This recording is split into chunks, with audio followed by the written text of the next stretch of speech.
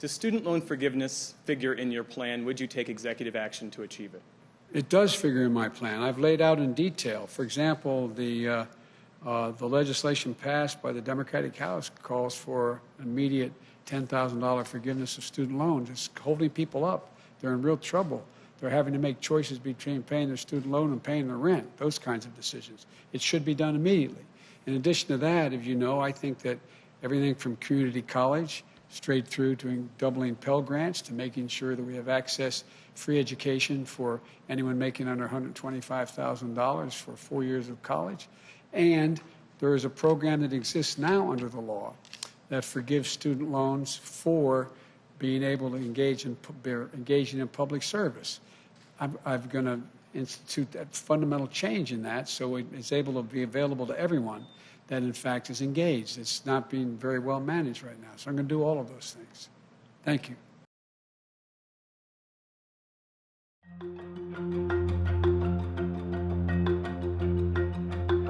Right now, there's an 18-year-old college freshman huddled over her laptop, listening to a Zoom class in the corner of her parents' house, and going into debt for that experience. She's one of 45 million folks in America with student loan debt.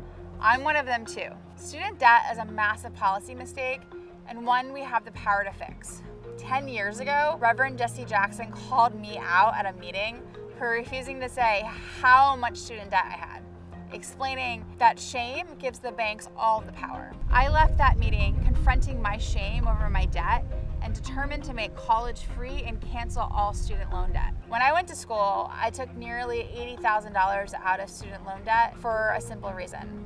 As a society, we stopped valuing education and stopped funding it. Instead, we told students like me to mortgage our future because it would be worth it. It doesn't have to be this way. Debt is one of the oldest forms of oppression, and devaluing our education harms families across generations. We can stop this if we organize. My deepest hope as the 2020 presidential cycle started was that canceling student loan debt would be a top issue. And I was part of a movement to make that happen. About 6 months into 2019, both Senator Elizabeth Warren and Senator Bernie Sanders introduced plans to cancel student loan debt. As we entered the general election, canceling student loan debt became an even more pressing issue because of COVID. Thanks to Democratic leadership, federal student loan payments, including garnishments, have been paused since March. Millions of people were struggling to pay their loans before the pandemic, and now it's impossible.